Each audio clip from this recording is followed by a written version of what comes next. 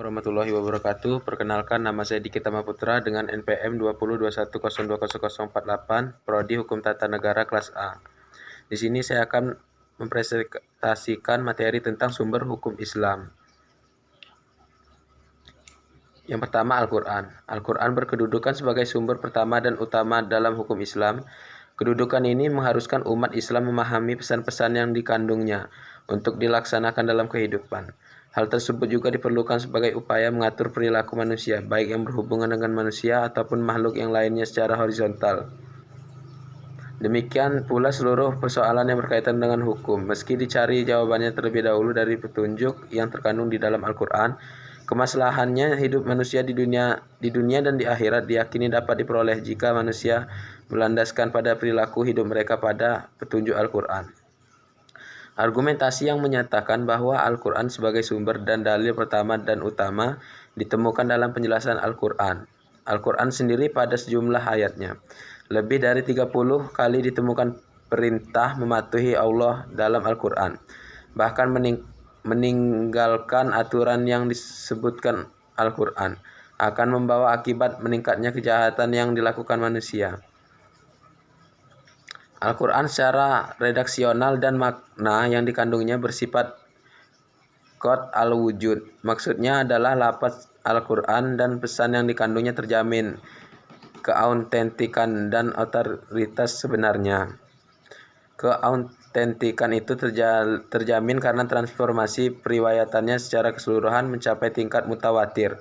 Selain itu, jaminan keaslian Al-Quran mendapat intervensi langsung dari pemiliknya, Allah Subhanahu wa Ta'ala. Selanjutnya, Al-Sunnah. Pada uraian sebelumnya telah dijelaskan bahwa Al-Quran sebagai sumber utama dan yang paling utama dari hukum Islam yang bersifat global, yang membutuhkan penjelasan secara operasional. Nabi Muhammad SAW sebagai penyampai ajaran Al-Quran diberi otoritas oleh Tuhan untuk menjelaskan lebih lanjut apa yang telah diwahyukan kepadanya. Dengan demikian, Al-Sunnah baik dalam bentuk perkataan, perbuatan maupun dalam bentuk takrir berkedudukan sebagai hukum kedua setelah Al-Quran. Selanjutnya, akal dan proyeksi ijtihad.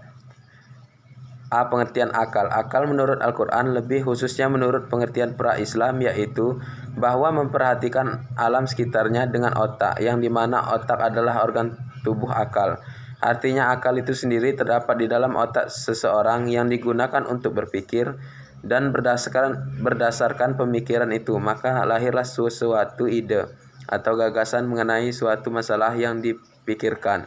Sebagaimana telah kita ketahui bahwa Allah Subhanahu wa Ta'ala menciptakan manusia berbeda-beda berdasarkan akalnya dengan makhluk hidup lainnya seperti hewan dan tumbuhan.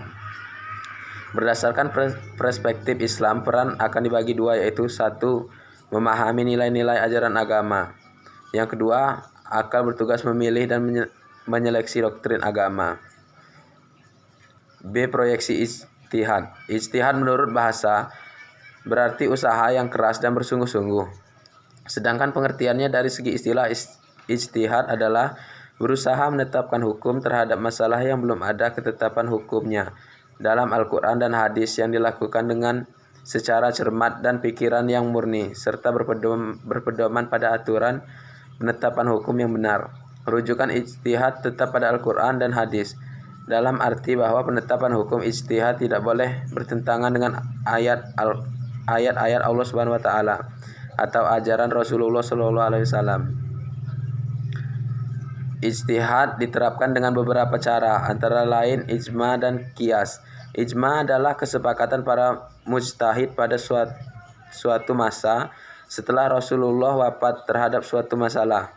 Sedangkan qiyas adalah menetapkan hukum dengan cara menghubungkan suatu perkara yang sudah ada ketetapan hukumnya terhadap masalah lain yang dihadapi dan belum ada ketetapan hukumnya, sedangkan antara keduanya sama-sama memiliki sebab yang bisa disepadankan.